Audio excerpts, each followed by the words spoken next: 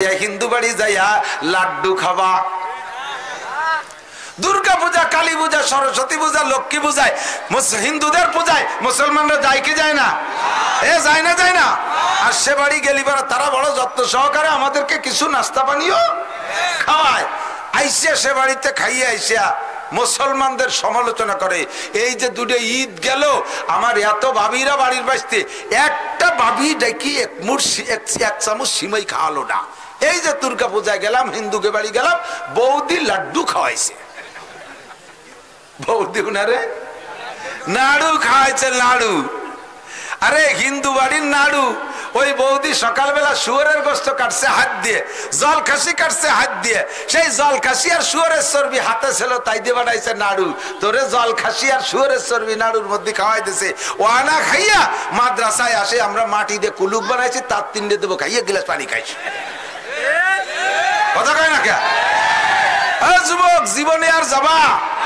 তোমার সাথে তারা ঈদগায় যায় না, তোমার সাথে তারা মসজিদে যায় না, তোমার সাথে তারা ইস্তেমায় যায় না, তোমার সাথে তারা চরবনায় যায় না, তোমার সাথে তারা উমরায় যায় না, তোমার সাথে তারা তবলিগে যায় না, তোমার মতো তারা টুপি পরে না, তোমার মতো পাঞ্জাবি পরে না, মুসলমানের একটা পোশাক তারা ধরে না। কথা বলেন ঠিক কি ঠিক না? তারা তোমার মতো কোরআন শরীফ পড়া শেখে না। তুমি কেন তাদের গীতা বাইবেল পড়তে যাও? তাদেরগুলো কেন পড়তে যাও? আদৌ তোমার দরকার নাই। তাদের মতো প্যান্ট পরো, তাদের মতো দাড়ি কাটো, তাদের মতো চুল বানাও। ইদানিং যুবকদের চুলের কাটিং হইছে উত্তর কোরিয়ার প্রেসিডেন্ট কিং জং উম। কিং জং উম চুলির নবী, যুবকদের চুলের মডেলের নবী কিং জং উম। আর দাড়ির মডেল ওই যে প্লেয়ার বল খেলে গেল যেন কিনা, Messi. Messi, Messi, Ronaldo, Neymar, এগে কটি কাটিং হয়েছে। আর সেম লিগে পোশাকের নবী, চলচ্চিত্রের নায়িকা। কথা কন না কেন? আল্লাহু আকবার। নবী কয় মান তাশাব্বাহা বিকওমিন ফাহুয়া মিনহুম। যার সাথে যার মিল হবে তার সাথে তার হাসর হবে, যার সাথে যার মিল হবে তার সাথে তার হাসর হবে। ওদের সাথে মিল করিস না, ওরা আমাদের কোনো জায়গা আসে না, আমরা ওদের কোনো জায়গা যাব। আরে দোস্ত, এই বাংলাদেশের নামে মাত্র মুসলমান যারা, আমার শুধুমাত্র এদিক তাকান, বর্তমানে আহলে হাদিস নামে যারা আছে বাংলাদেশে, তারা সবাই ইসরায়েলের পক্ষ নেছে। এবার রাজ ফাঁস হয়ে গেছে। দুদু, তুমি কোন ইসলামের সার্কুলার দিয়ে বেড়াচ্ছ? কথা বল না কেন? তুমি কোন ইসলামের প্রচার দিয়ে বেড়াচ্ছ? কয় যে ওই গাজার নেতাদের ভিতরে, মানে মুজাহিদদের নেতা আবু উবাইদা, ওর আকীদা ঠিক নাই। তার আকীদা ঠিক নাই বলে সে বাইতুল মুকাদ্দাসের জন্য পুরো ফ্যামিলি শেষ করে ফেলাই দিচ্ছে।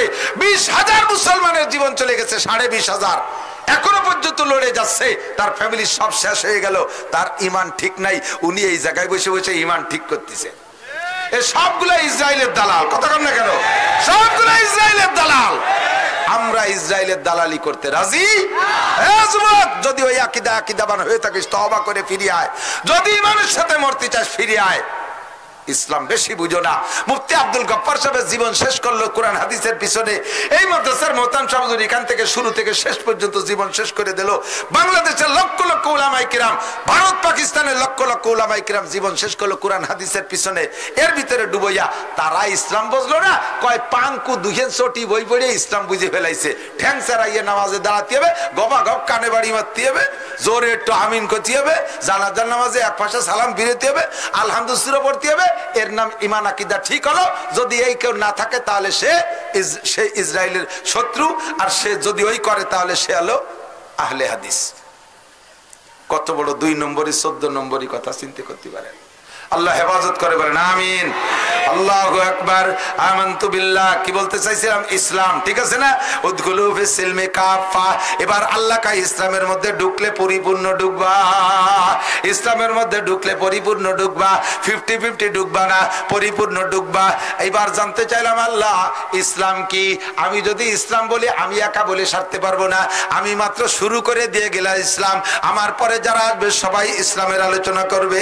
তবে ইসলাম বড় কঠিন কিছু না। কথা কন? প্রত্যেকটা আমল, আমার ভাই আমার দিক তাকান, প্রত্যেকটা আমল আমি কই না, আল্লাহই কয় লা ইউকাল্লিফুল্লাহু নাফসান ইল্লা উসাহা। মানুষকে আল্লাহ তাআলা শক্তির বাইরে কোনো হুকুম চাপাইয়া দেয় না।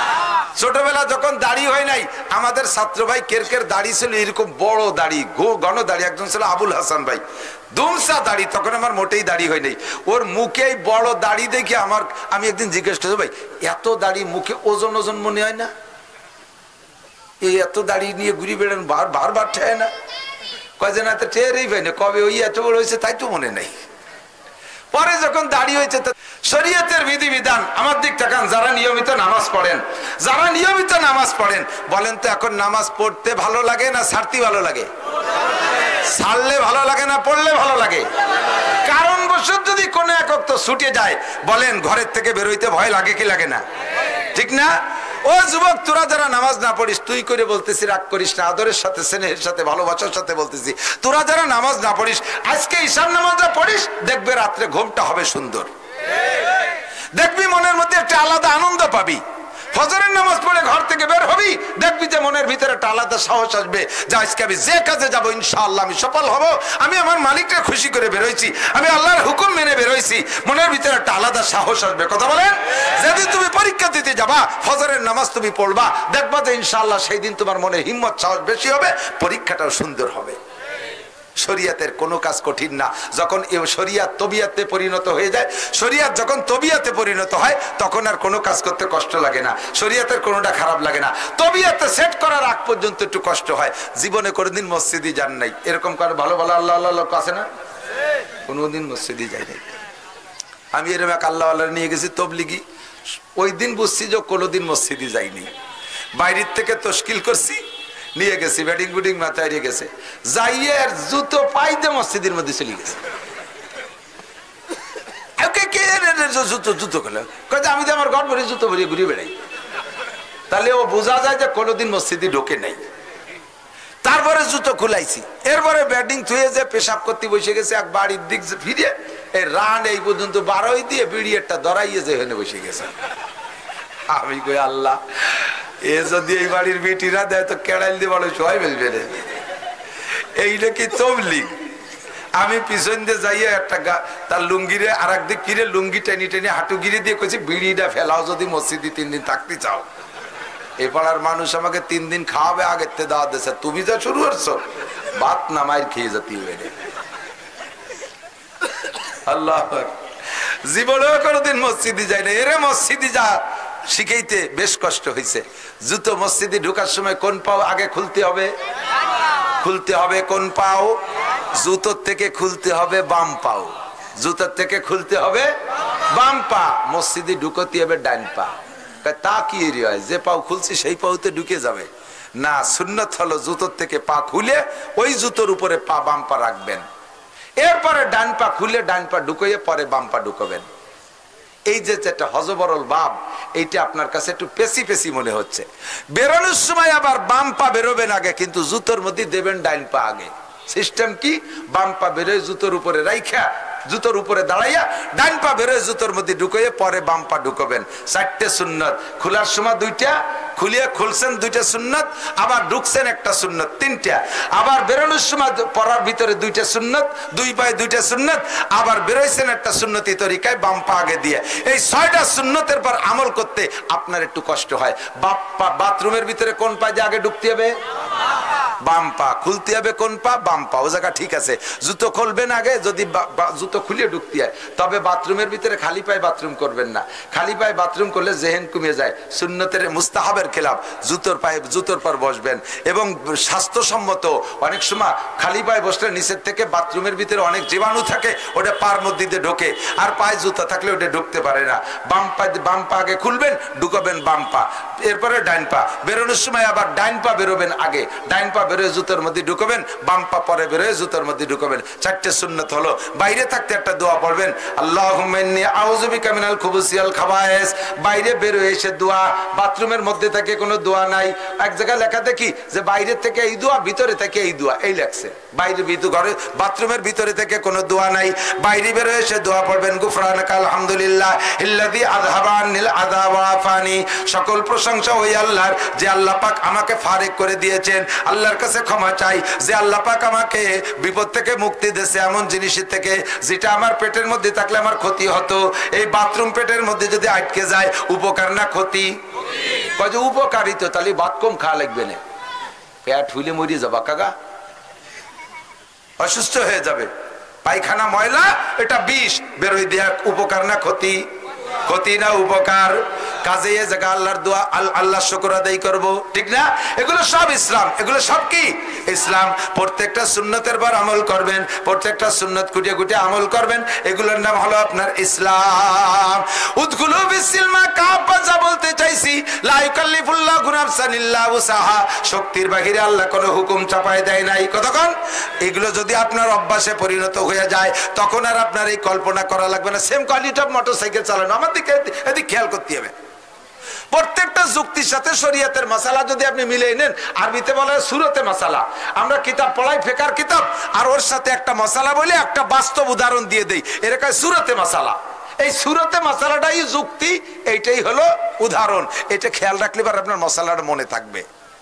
শরীয়তের কোন বিধান আমার শক্তির বাহিরে আল্লাহ চাপাইয়া দেয়, ঠিক না? নামাজ পড়তে কি লাগে? অজু লাগে, কি লাগে না? নামাজ পড়তে অজু লাগে না? বিনি অজুতে নামাজ হবে? জোরে কোন হবে?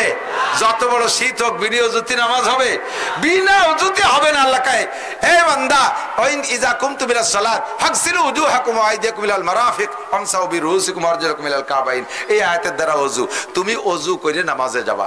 এখন আপনার যেভাবে আমি কড়াকড়ির সাথে বলছি বিনা অজুতি সিজদা দিলি ঈমান নষ্ট হয়ে যাবে, কাফের হয়ে যাবা, সিজদা দিতে পারবা না বিনা অজুতি। এখন আপনি তো হয়তো আল্লাহ হুজুর যেভাবে কলো তাতে তো বিনা অজুতি হয় না, কিন্তু আমারে যে ডাক্তার পানি সুতি নিষেধ করছে আমি কি আল্লাহ কদি? আমারে পানি স্পর্শ করতে নিষেধ করছে ডাক্তার, অজু করা নিষেধ, আমি কি করবো কদি আল্লাহ? আর হুজুর যেভাবে কড়াকড়ির সাথে কইছে তাতে তো বিনা অজুতি মসজিদের দ্বারেও যাওয়া যায় না, এখন কি করতে পারি? আল্লাহ কাছে যেভাবেই বলুক না কেন তোমার ও নিয়ে চিন্তা করা লাগবে না। তুমি যদি অসুস্থ হও লাইসা আলাল মারিজি হারাজুন, রুগীর কোনো মাসালা নাই। ফাতায়াম্মামু সাইয়িদান তাইয়্যিবা, পানির ধারেও যাবা না, পাক মাটি দিয়ে তায়াম্মুম করে তুমি নামাজ পড়বা, কোনো সমস্যা নাই। জোরে কন্যা সুবহানাল্লাহ। আল্লাহ সহজ করে দেশে কি দেয় নাই? কয় যে হুজুর তাই তো অজুতি তো তায়াম্মুম করলাম, ধরেন অজু ছুটে গেল, আমার এই শরীর অসুস্থ অবস্থায় যে সময় পানি ব্যবহার করা নিষেধ, এই মতো অবস্থায় যদি আমার গোসল ফরজ হয়ে যায় তাহলে কি হবে হুজুর? কান্দি এ বোঝেন নাই কথা? অজু ছুটে গেছে, পানি দিয়ে অজু করলে আপনার অসুবিধা, অথবা পানি পাচ্ছেন না, এই সময় মাটি দিয়ে তায়াম্মুম করবেন। কিন্তু আপনার যদি গোসল ফরজ হয়ে যায় এ জায়গায় তায়াম্মুমই কি করতে পারে? কয় যে হ্যাঁ, অজু ছুটে গেলে যেমন পানি ব্যবহার করা নিষেধের সময় বা পানি না পাইলে তায়াম্মুম করে নামাজ হবে, আপনার গোসল ফরজ হয়েছে এমত অবস্থায় যদি আপনার গোসল করলে জীবন মরণের ভয় থাকে, রোগ মারাত্মক আকার ধারণ করা ভয় থাকে, তাহলে আপনি এখানেও তায়াম্মুম করে নামাজ পড়তে পারবেন। এক সাহাবা হুজুরের কাছে আসছে তায়াম্মুম করে, সারা গায়ে মাটি বালি মাহানো। হুজুর কয় যে তুমি গায়ে ভরে মাটি কে? কয় হুজুর তায়াম্মুম করে আইছি। কিরম তায়াম্মুম? তায়াম্মুম হলো মাটি হাতে মাখাইয়া একবার মুখ মুছা আর একবার দুই হাত মুছা, সারা গায়ে মাটি মাখালো কি রে? কয় যে ও তো অজুর তায়াম্মুম, আমি হলো গোসলের তায়াম্মুম করছি, বালি গাদি দিয়ে ডুব দিয়ে দিতে পারে চলে গেছে। হুজুর কয় না, আমল করতে পারবে না। যদি বলি মিয়া ফজরের নামাজে সূরা বাকারা আর সূরা আল ইমরান দুই রাকাতে দুই সূরা ছাড়া নামাজ হবে না, তাহলে পাবলিক কবে পড়বো না? তোমরা হুজুররা বলি বেড়াবে। সম্ভবত আবু দাউদ শরীফ 181 পৃষ্ঠার হাদিস মূল নুসখার, সম্ভবত একটু সন্দেহ আছে, তবে হাদিস সহিহ, হাদিসের মধ্যে সন্দেহ নেই। এক সাহাবা এসে বলতেছে হুজুর শীতকালে এসে কলেমা পড়ে মুসলমান হয়েছে, মুসলমান হওয়ার পরে বলতেছে হুজুর এখন আমার কাজ কি? কয় যে 1 নম্বর কাজ খামসু সালাওয়াতিন ইফতার জাহুন্নাল্লাহ, 5 ওয়াক্ত নামাজ পড়তে হবে। হুজুর নামাজ কেমন? আল্লিমনি সালাত, নামাজ শিখাই দিয়েছে। পড়ার পদ্ধতি কি? অজু বানাতে হবে। কয় যে হুজুর ডেলি কয়বার বানাতে হবে অজু? হুজুর কয় যতবার ছুটবে ততবার বানাতে হবে। তো অজু ভাঙ্গার কারণ কি? কয় 7টি বলে দিয়েছে। কয় তালি তো হুজুর, তাহলে আমি এই দিনের 2 ওয়াক্ত পড়বো, জোহর আর আসর পড়বো, আমি রাতে কত পড়তে পারবো না, পারবোই না। কয় কেন? কয় আমার হলো অজু ছুটে যায় দেখতে দেখতে, এই যে এত বড় শীত, আমি ঠান্ডা পানিতে কোনো মতে ওযু বানাতে পারবো না, আমি রাতে 3 ওয়াক্ত পড়বো না। হুজুরকে আরে বেটা আল্লাহ কইছে 5 ওয়াক্ত ফরজ, তুই এই সাইডে সুইতে 2 ওয়াক্ত নিতে চাচ্ছিস কে? কয় যে আমি পারবো না, তো ওযু বানাতে পারবো না, তো নামাজ পড়বো কি রে? এখন হুজুর কয় 5 ওয়াক্ত, উনি কয় 2 ওয়াক্তর বেশি পড়বো না। এর মধ্যে জিবরাইল এসে হুজুরকে বলতেছে, হুজুর ও যা পড়তে চাই তার অনুমতি দেন, বেশি কড়াকড়ি হলি ও ফেরত দিয়ে এটি চলে দিবেন, কয় যে মোটেই পড়বো না। এখনই শেষ কি হবে না? হুজুর কয়েকে যা যা যা তুই যা পারিস পড়ি গিয়ে। এই দিকটা খান, এই যে হাদিসের ভিতরে আমলের মতানৈক্য না, এই কারণেই আসছে, এরকম বহু কারণ আছে। এই জায়গা ওই সাহাবারে হুজুর নিজে অনুমতি দিয়েছেন, যা তুই 2 ওয়াক্ত পড়ি গে। আর জিবরাইল তারে হুজুরকে অনুমতি দিতে বলছেন। জিবরাইলের কি নিজের কোনো ক্ষমতা আছে? তাহলে উপরের থেকে আসছে না, আল্লাহ অনুমতি দিয়েছেন, জিবরাইল তার নবীকে বলছেন, নবী তাই তারে বলছেন ঠিক আছে তুই 2 ওয়াক্ত পড়ি গে। এই জায়গা বড় বড় সাহাবা 10 জন উপস্থিত। ওই লোক বাড়ি যে 2 ওয়াক্ত পড়ে, আর সবাই 5 ওয়াক্ত পড়ে। এখন সবাই কয় নামাজ হলো 5 ওয়াক্ত, তুই 2 ওয়াক্ত পড়িস কে? ও কয় যে তোকে 5 ওয়াক্ত তোরা পড় গিয়া, আমারে হুজুর 2 ওয়াক্ত ভর্তি কইছে। তাহলে গ্যাঞ্জাম লাগবে কি লাগবে না? নবী এদেরও কইছে 5 ওয়াক্ত, আর ওরেও কইলেন 2 ওয়াক্ত। এই হলো ঝামেলা, কথা বলেন। এখন ওর কাছে যে তোরা 2 ওয়াক্ত ভর্তি কইছে, তোর সাক্ষী আছে? কয় যে সাক্ষী কয়জন লাগবে? 10 জন আছে। বড় বড় 4 জনের নাম কইছে, আবু বকর, ওমর, উসমান, আলী। সেই 4 জনের জিজ্ঞেস করছে উনরা যে হুজুর কি ওরে 2 ওয়াক্ত নামাজ পড়তে কইছে? হ্যাঁ ওরে কইছে। এখন যাবেন কোন জায়গা? হাদিস 2টা সহি, কিভাবে মীমাংসা করবে? স্থান কাল পাত্র ভেদে ইসলাম শুরু হয়েছে এক কায়দায়, শেষ হয়েছে আর এক কায়দায়। ওই লোকটার ওই মুহূর্তে যদি চাপ দেয় 5 ওয়াক্তের, ও সব কয়েক ফেরত দিয়ে এটি চলে যাবে। এই জন্য নবী তার আল্লাহর হুকুমে তার অনুমতি যে যাও যাও তুমি সহজে 2 ওয়াক্তই পড়ো। কয়েকদিন পড়তে পড়তে তার নামাজের নিশা এসে গেছে, এবার মাগরিবও পড়ে। এরপরে কয়েকদিন পড়তে পড়তে সাহস এসে গেছে, ঈশাও পড়ে। এরপরে শেষ রাত্রে উঠে ফজরও পড়ে। এরপরে ওই লোকটার ফরজ গোসল হলেও শেষ রাত্রে উঠে আর শীতের পানি দিয়ে সব ফরজ গোসল আদায় করে তাহাজ্জুদের নামাজও পড়ে।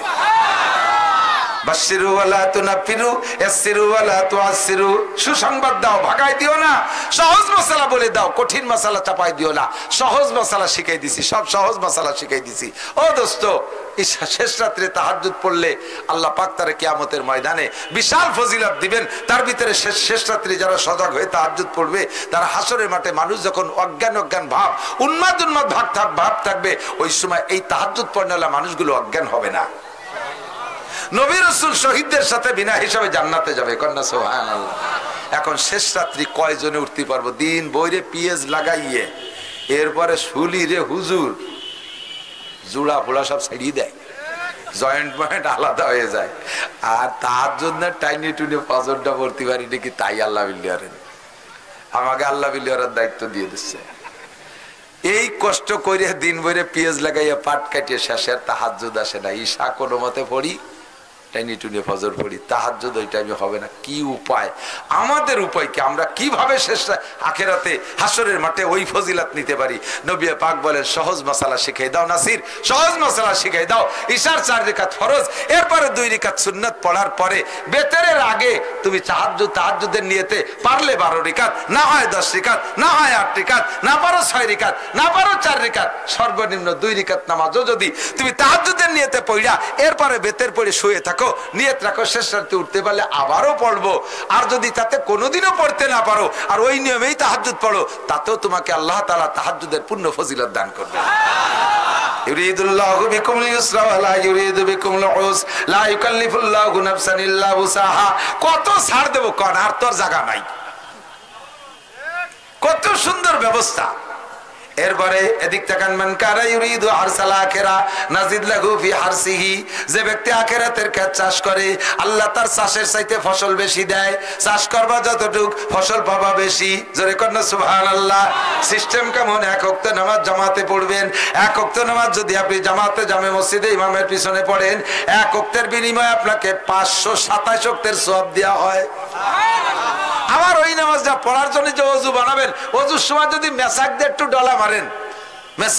ডলা মারেন, তিনটে, এই ডাইন পাশ থেকে বাম দিক আছে মেসাক আছে পকেটে, আমার কাছে চাপাতে চাপাতে অর্ধেক হয়ে গেছে। ছেলে এত বড়ই 1 বিঘে, 3টে ডলা মারবেন। এই ওযুর কারণে, এই মেসাকের কারণে ওযুর দাম এসহ নামাজের দাম 70 গুণ বেড়ে যাবে। মান কানা ইউরিদু হারসাল আখিরা নাজিদ লাহু ফি হারসি। অল্প ইবাদতে মোটা মোটা নেকি পেয়ে যাবেন। আর সব জায়গায় সহজ, কঠিন কোন জায়গা। কত রাইতে গেছে। আল্লাহ সহজ হয়েছে কি হয় নাই কথা বলেন? আল্লাহ পাক বলেন ফামান শাহিদা মিনকুম শাহরা ফালইয়াসুম।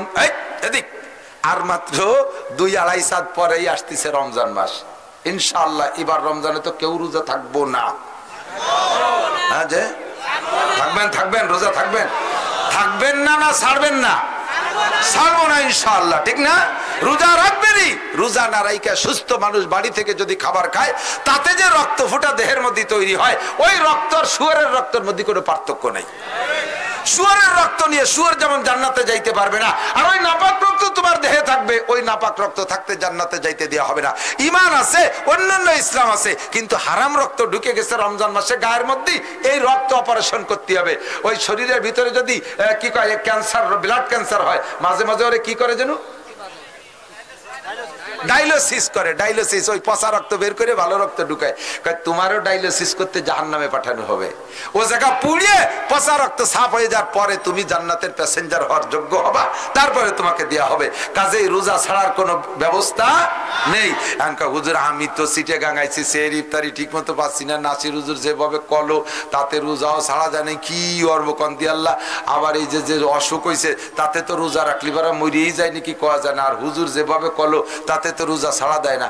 আল্লাহ কয় যা কয় কোক, তুমি যদি ওয়াইন কুনতু মারিদান আও আলা সাফারিন ফাইদ্দাতুম মিন আইয়ামিন উখার, তুমি যদি মারাত্মক অসুস্থ হও আর যদি সফরে থাকো, তাহলে তোমার এখন রোজা রাখা লাগবে না। তুমি সুস্থ হইয়া সফর ছেড়ে বাড়ি যাইয়া রমজানের পরে এই রোজাগুলো রেখে দিও। সহজ ব্যবস্থা হয়েছে কি হয় নাই কথা বলেন? আমার আল্লাহ কোন জায়গা চাপায় রাখে নাই, সব জায়গা সহজ ব্যবস্থা রেখেছে। এরপরে যদি বান্দা আমল না করো তাহলে আল্লাহ রিবা করার কি আছে, আমার রিবা করার কি আছে? ইসলামের মধ্যে ঢুকবো পরিপূর্ণ। কথা বলেন? শুরু হলো 1 নম্বরে নামাজ। পড়বো তো? নামাজ পড়বেন তো?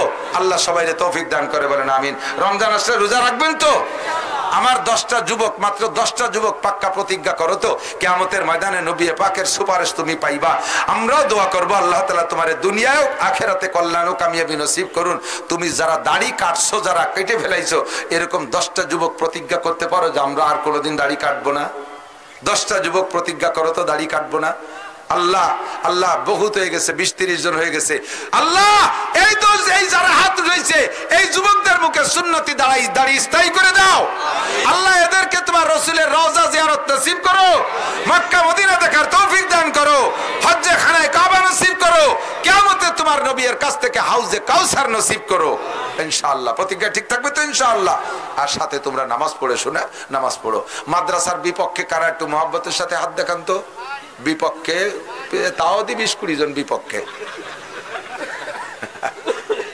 অন্য কি আলোচনা শুনে নাই? মাদ্রাসার বিপক্ষে কেউ আছেন?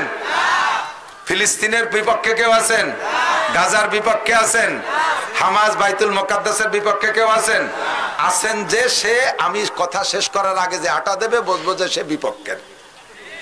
বিপক্ষের জন্য আমি বাছাই করে ফেলতে পারবো অল্পক্ষণের মধ্যে। আজকের এই জায়গা ঈশার নামাজ জামাতের সাথে সকলে আদায় করবেন তো? আমি ছেড়ে দিলে চলে যাবে না তো? রাস্তা ভরবে না? শোনা, প্রত্যেক যুবক আজকে পড়ো। আমি তার জন্য আজকে খাস দোয়ায় আমি দোয়া করব, আল্লাহ তাআলা যেন তাকে হজ্জে খানায় কাবা নসিব করে, আল্লাহ তাআলা তার ঈমানি মরণ নসিব করবে, আল্লাহ তাআলা তাকে স্থায়ী নামাজি বানায় দেবে। জোরে বলেন আমিন। এই মাদ্রাসার বিপক্ষে যারা তারা সাথে শুধু যাবে, পক্ষে যারা তারা থাকবে। আমি কালেকশন পারি না, কালেকশনের ওয়াজও করি নাই। দোস্ত আমাদের মাদ্রাসায় সরকার টাকা দেয় না। আমার বাড়ি গোপালগঞ্জ, আমার মাদ্রাসা অনেক বড় আলহামদুলিল্লাহ, দাওরায়ে হাদিস পর্যন্ত 500 ছাত্র আছে, 27 জন শিক্ষক আছে, বাড়ি গোপালগঞ্জ। আমার সব নেতাদের সাথে সম্পর্ক। মাননীয় প্রধানমন্ত্রীও সুযোগ পালি মাঝে মাঝে গোপাইলে বাংলা শোনার জন্য আমার অশ্বনে শুনছি।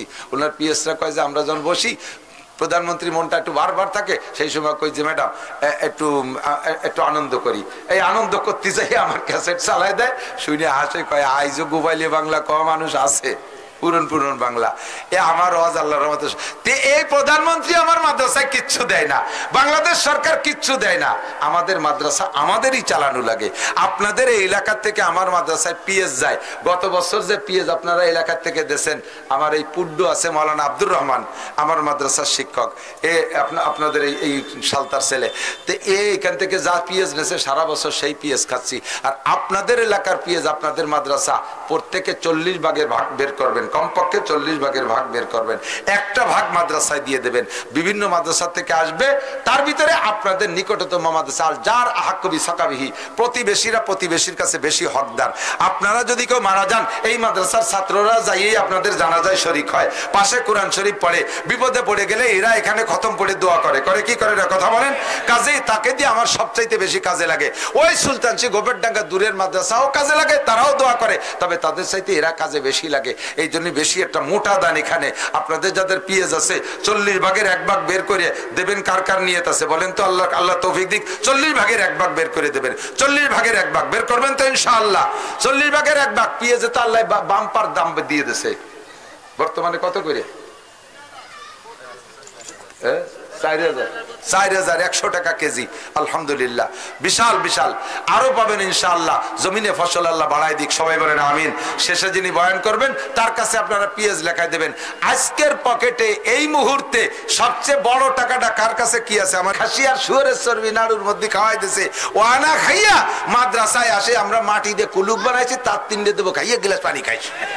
আজকের মাহফিলে দাওয়াতি উলামায়ে কেরাম, এ মাদ্রাসার সুযোগ্য সুদক্ষ মোহতামেম সাহেব হুজুর, আসাতিজায়ে কেরাম, এ অঞ্চলের অনেক অনেক উলামায়ে কেরাম, আইম্মায়ে মাসাজিদ, মাদ্রাসার আজিজ আমতুলাবা, প্রাণপ্রিয় দেশবাসী, পর্দার আড়ালে বসে থাকা মা ও বোনেরা, মুত্তাসিল বাদ মাগরিব অত্যন্ত গুরুত্বপূর্ণ সময়, বরকতময় সময়।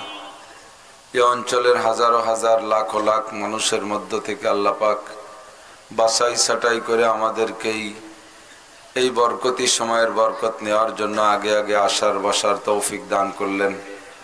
এজন্য শুকর আদায় করি আলহামদুলিল্লাহ। আমাদের দেশে আল্লাহর রহমত হাজার হাজার মাহফিল হচ্ছে। আজ থেকে 30, 35, 40 বছর আগে এত ঘন মাহফিল ছিল না।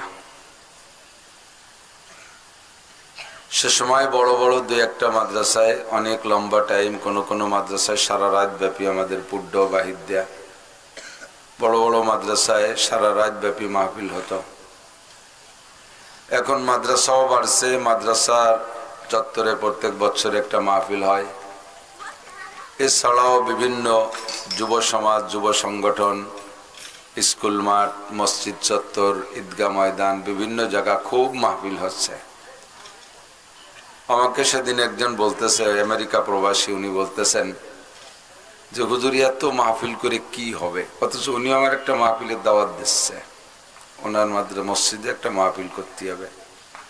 দাওয়াত দিলেন, কিন্তু মাহফিলের উপরে উনি হালকা অভিযোগ করতেছেন যে এত মাহফিলের পরও মানুষের ভিতরে পরিবর্তন নাই, তো মাহফিলে কি হবে? তা আমি ওনারে ছোট করে বললাম, কিন্তু উনি ও কথার দিক কান দেয় নাই।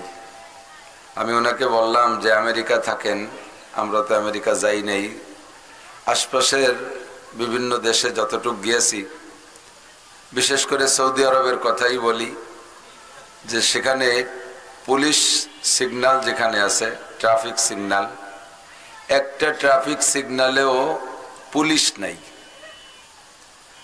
গাড়ির ট্রাফিক সিগন্যাল দেয় না, এই একটা ট্রাফিক সিগন্যালেও পুলিশ নাই। আমি বললাম আমেরিকায় কি আছে নাকি? কয় নাই। আমি বললাম যে তা বাংলাদেশের কি ট্রাফিক সিগন্যালে পুলিশ থাকে কি থাকে না? অবশ্যই থাকে পুলিশ। পুলিশই বড় বাঁশ দিয়ে ট্রাকরে ঠেকাতে পারে না, বাড়ইও, ঠিক না?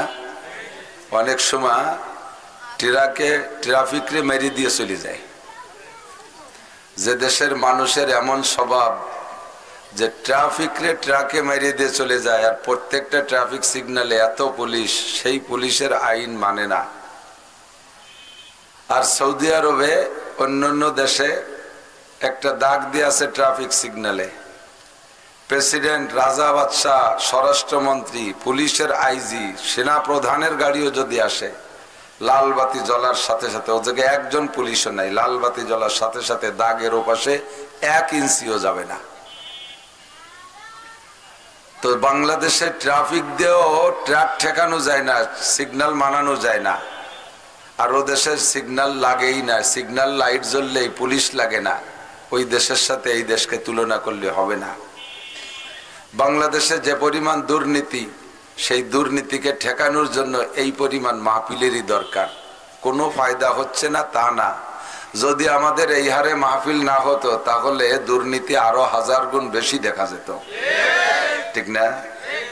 রাস্তাঘাটে যেভাবে চলতেছে, আমরা এত শক্ত কথা বলতেছি, জাহান্নামের ভয় দিচ্ছি, জান্নাতের লোভ দিচ্ছি, কবর আযাবের ভয় দেখাচ্ছি, মরণকালে কলেমা নসিব হবে না সে ভয় দেখাচ্ছি, জাহান্নামের হাজারো আইটেম আমরা এখানে শুনাই, এরপরও মানুষের ভিতরে পরিবর্তন আসতেছে না।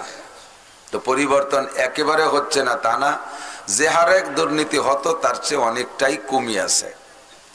হাজার হাজার লাখ লাখ মানুষ তারা জীবনে কোনোদিন মাদ্রাসায় যায়নি, যাবেও না। এর ভিতরে চেহারা যাদেরকে দেখতেছি, যে কয়জন মাদ্রাসায় পড়তেছে একেবারে ছোট কুচো কাঁচা যারা আছে, হয়তো অনেকে যাবে মাদ্রাসায়, কিন্তু যারা একটু ডাঙ্গর হয়ে গেছে, বড় হয়ে গেছে, কর্মজীবনে চলে গেছেন, তারা মাদ্রাসায় যাওয়ার সম্ভাবনা একেবারেই কম না। সাংসারিক হয়ে গেছেন, কর্ম শিখে ফেলাইছেন, তাদের আর মাদ্রাসায় যাওয়ার সম্ভাবনা একেবারে 99% কম। তো এই মানুষগুলো দিন শিখবে কোন জায়গার থেকে? কিছু হলেও দিন শিখার একটা ক্লাস আমাদের দেশের মাহফিলগুলোই হচ্ছে, কথা বলেন ঠিক না?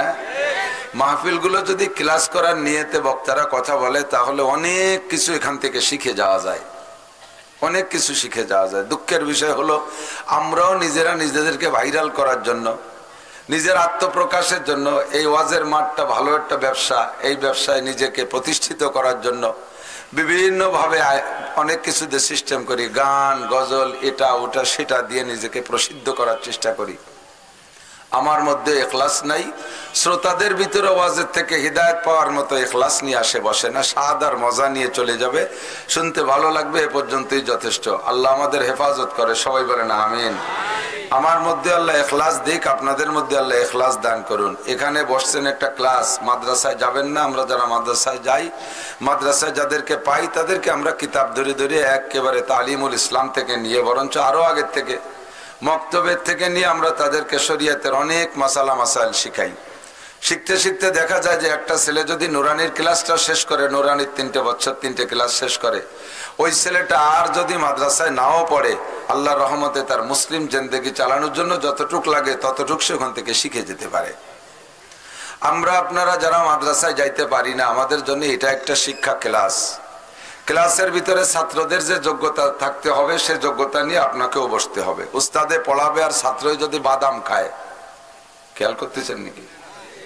উস্তাদে পড়ায় আর ছাত্র বাদাম খায়, ফাঁসের জন্য সিমটে সিমটি টুয়া টুই খুশাখুশি হতে তালে তাই ফাঁকে ফাঁকে মোবাইল টিপা টিপি আরে, তাহলে কি ছাত্র উস্তাদের কাছ থেকে কিছু শিখতে পারবে নাকি? শিখতে পারবে না। উস্তাদের ওই পরিবেশ দেখলে পড়াইতে মনে যাবে না, এরপরে মারামারি রাগারাগি দাঙ্গা হাঙ্গামা করে ক্লাস শেষ করে দিয়ে চলে যাবে।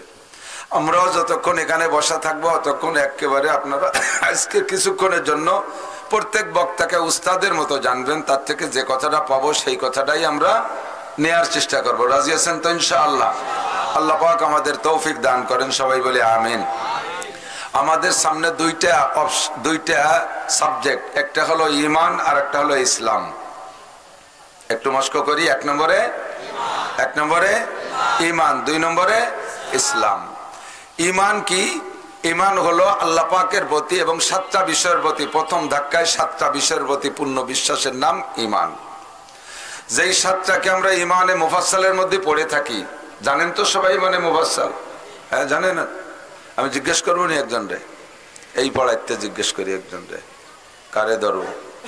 ঈমানে মুফাসসাল কারে ধরবো? দেখি কারে ধরবো? সবাই চিনতে পড়ে গেছে, আল্লাহ আমারে না কয়। বহুত জন আছে পারে না, আছে না নাই? ঈমানে মুফাসসাল কারে কয় তাই জানে না, পারা তো দূরের কথা।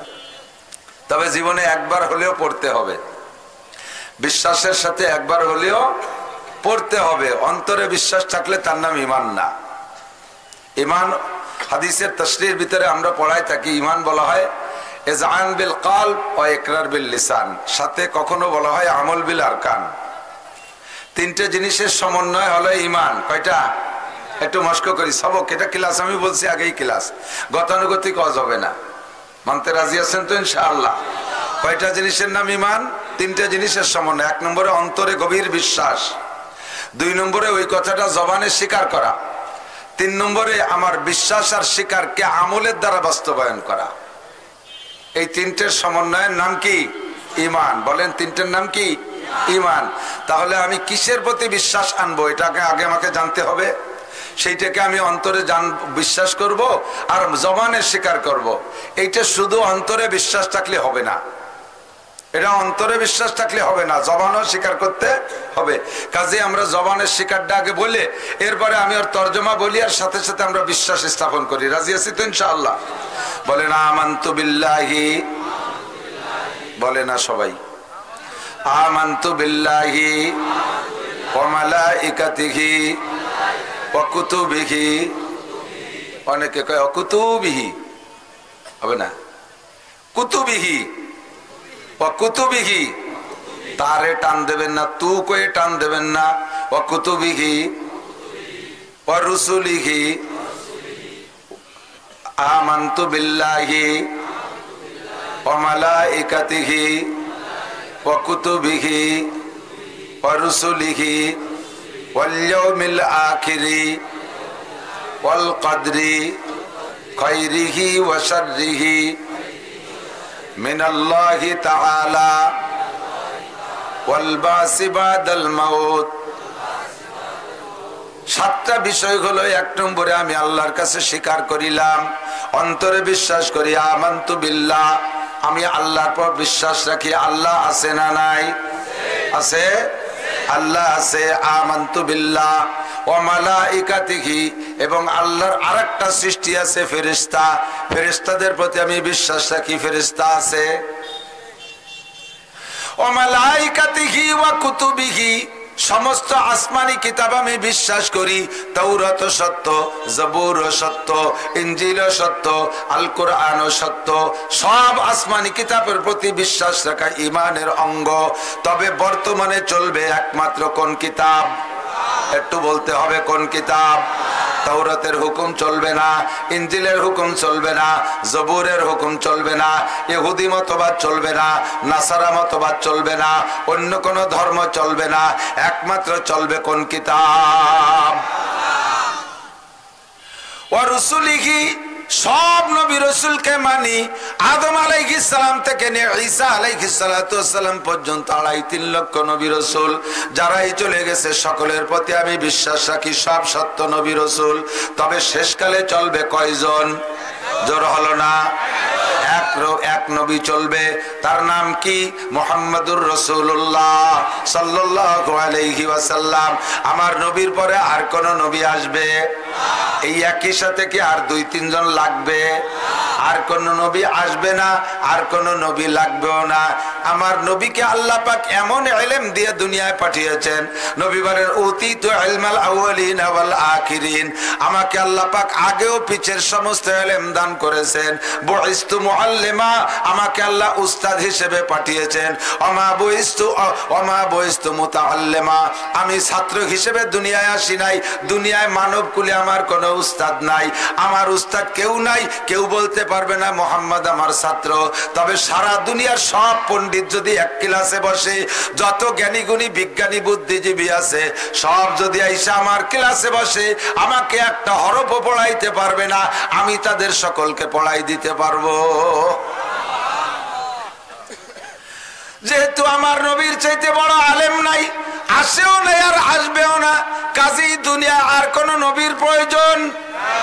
আল্লাহর সাথে যেমন শিরিক, আল্লাহর সাথে যেমন কেউরে শরিক করলে মুশরিক হইয়া যায়, আল্লাহর সাথে যেমন কেউরে শরিক করলে মুশরিক হইয়া যায়, নবী পাকের সাথে অন্য কোন ব্যক্তিকে নবী হিসেবে সাব্যস্ত করলে ওই লোকটাও মুশরিক হইয়া যায়। লা তুশরিক বিল্লাহ ওয়া লা তুশরিক মার রাসূল, আল্লাহর সাথেও শরিক করবা না, নবীর সাথেও শরিক করতে পারবা না। বর্তমান সময় আমার দিক তাকান, আপনাদের ঘরে ঘরে আসার প্রক্রিয়া চলতেছে। আমি সেদিন আমাদের গোপালগঞ্জে এই জায়গা থেকে একটু কথা বলা শুরু করছি, এর মধ্যে দেখি স্টেজে এতক্ষণ আমার প্রায় ঘন্টা দেড়েক বয়ান শুনছে খুব জজবার সাথে, আনন্দের সাথে। যখনই আমি এই সাবজেক্টে কথা ঢুকে গেছে, সাথে সাথে দেই যে উমলা সুমলা কয়জন চলে যায়, যার সময় আরো কয়জন খুশাই দিয়ে কয় চলি আয়। এখন কোকে গাই লাগছে, কুকসিটি গাই লাগছে, ও কয়টা কাদিয়ানীদের টাকা খায়, কাদিয়ানীদের টাকা খায়, কাদিয়ানীদের কাছে বিক্রি হয়ে গেছে। বহু চেয়ারম্যান মেম্বার প্রার্থী কাদিয়ানীদের কাছ থেকে টাকা নিয়ে তারা নির্বাচন করে। মুসলমান হইয়া মুসলমানের সাথে মসজিদে নামাজ পড়ো, ঈদগায় নামাজ পড়ো, এতদিন দাবি করছো মুসলমান, এখনো প্রকাশ করো মুসলমান, ভিতরে ভিতরে কাদিয়ানীদের মাল খাও। গোলাম আহমদ কাদিয়ানী কি নবী না কাফের? মস্ক করে রাখেন, নবী না কাফের? ও গোলাম আহমদ কাদিয়ানী ও ইসরায়েলি নেতানিয়াহুর একটা প্রোডাক্ট। সারা দুনিয়ার মুসলমানদেরকে বেঈমান করার জন্য যত অপকৌশল আছে, যত ষড়যন্ত্র আছে, সমস্ত ষড়যন্ত্রের গুরু হলো ওই নেতানিয়াহু। নেতানিয়াহু মানে নেতা ওয়ানেহা, নেতানিয়াহু না নেতা ওয়ানেহা। এ ওয়ানেহা নেতা সারা দুনিয়ার ভিতরে জ্বালাই খাচ্ছে। মাত্র ওর দলে, ওর গোষ্ঠীতে, ইহুদি বংশে সারা বিশ্ব জুড়ে মানুষের সংখ্যা মাত্র 1.5 কোটি। যে জায়গা গোটা দুনিয়ায় 800 কোটি মানুষ, 800 কোটি মানুষের মধ্যে 1.5 কোটি কোন ক্লাসে পড়ে? কোন দি অত পাতাড়ি হলো হিসেবে আসে না। এই 1.5 কোটি মানুষ সারা দুনিয়ায় জ্বালাই খাচ্ছে। ভারতের ভিতরে পয়দা করছে গোলাম আহমদ কাদিয়ানী রে। আবার আমাদের মধ্যে আমাদের রূপরেখা দিয়া, আমাদের সুরতের ভিতরে রাইখা, আমাদের তালে তালে তালে আছে এমন ব্যক্তিদেরকেও মাল খাওয়াইয়া আমাদের ধর্মের মধ্যে বিভক্তি সৃষ্টি করে দিচ্ছে। দাওয়াত ও তাবলীগের ভিতরে, দাওয়াত ও তাবলীগের ভিতরে ফিতনা সৃষ্টি করেছে। এটা ওই নিতাওয়ানেহা। ওয়া রুসুলিহি, সব নবী রাসূলকে বিশ্বাস করি। কথা বলেন, ঈসা নবী সত্য না মিথ্যা? মুসা নবী সত্য না মিথ্যা? দাউদ আলাইহিস সালাম সত্য না মিথ্যা? তবে উনাদের কোন নবীর কার্যক্রম এখন চলবে না। হাদিসের মধ্যে পরিষ্কার আসছে, আল্লাহর নবী বলেন, আমি নবী হয়ে আসার পরে, আমি নবুয়তি পাওয়ার পরে যদি মুসা আলাইহিস সালাম, ঈসা আলাইহিস সালাম সহ আগের সব নবীকে আল্লাহ তাআলা আবারও দুনিয়ায় পাঠাইয়া দেয়, তাহলে সমস্ত নবীর উপরে ওয়াজিব হবে আমাকে নবী মাইনা আমার কলেমার প্রচার দেওয়া, লা ইলাহা ইল্লাল্লাহ মুহাম্মাদুর রাসূলুল্লাহ। এই কলেমার দাওয়াত ওই নবীদেরও দেওয়া ফরজ হয়ে যাবে। আমার উম্মত হওয়া তাদের জন্য ওয়াজিব হবে। নিজের ধর্মের প্রচার করতে পারবে না, নিজের কলেমার প্রচার করতে পারবে না, নিজের কিতাবের দাওয়াত দিতে পারবে না। আমার কোরআনের দাওয়াত পৌঁছাইতে হবে, কোরআনের তালিম দিতে হবে, আমার কলেমা পৌঁছাইতে হবে। এ যুবক মুসলমান, তাহলে আমি তুমি কত বড় ভাগ্যবান। সব নবীকে যদি আবারও পাঠাইয়া দেয়, তাহলে সব নবী আমার নবীর উম্মত হবে। আর আল্লাহ পাক আমাদেরকে বিনা চাওয়ায় সেই নবীর উম্মত বানাইছে। ওই নবীর নামের উপরে, ওই নবীর কামের উপরে, ওই নবীর ধর্ম নিয়া আমার জীবনের শেষ বিন্দু রক্ত দিয়ে লড়তে রাজি। জোরে বলেন রাজি? জীবন দিতে কথা কয় না, রাজি। প্রমাণ এখন পাচ্ছি আপনারা ইমানের জগতে অটল বিশ্বাসী। যে সকল সাংবাদিক মহিলাদের খবর এতদিন শুনতাম, বাংলাদেশি মহিলা সাংবাদিক তো মহিলারাই বেশি, পুরুষ একজন, মহিলারাও আল্লাহর রহমতে ফিলিস্তিনের পক্ষে বক্তব্য দেয়। কথার সুরে তো বোঝা যায়, কথার সুরে তো বোঝা যায়। খালি ইন্ডিয়ার থেকে যারা বক্তব্য দেয় তারা ইসরায়েলের পক্ষে নেচে নেচে বক্তব্য দেয়, মিথ্যে তাজা খবর শোনায়, ঠিক কিনা? আমাদেরকে যদি এখনই রাস্তা খুলে দেয় ফিলিস্তিন যাওয়ার জন্য, গাজায় যুদ্ধে যাওয়ার জন্য, যুবক রেডি? হ্যাঁ, কেডা কেডা? এই আঙ্গুল ফাঁকা করে রেডি হলি, ফাঁকা আঙ্গুল হলো দুর্বলতার প্রমাণ। এই ওই পাশে টান দিলি ভেঙে যায় মস্কাই, বক্সিনির সাথে 2 হাত। নারায়ে তাকবীর! বিশ্বের মুসলিম এই বক্সিনটাও বাঁকাতে দিছে না, এইরকম বক্সি নাই না, শোনা, এইরকম বক্সি নাই না। তাহলে এই বুড়ো আঙ্গুল ভেঙে যেন কিল দিলি, এইভাবে বক্সিনের সিস্টেম। এদিকে আমার দিক টাকা, বক্সিনের সিস্টেম এরকম। নারায়ে তাকবীর! বিশ্বের মুসলিম শুয়েতেই বললাম না, এক হয়ে শুয়ে থাকলে হবে নাকি? এক হও, জিহাদ করো। বিশ্বের মুসলিম এক হও, জিহাদ করো। ইহুদিদের দালালরা, খ্রিস্টানদের দালালরা,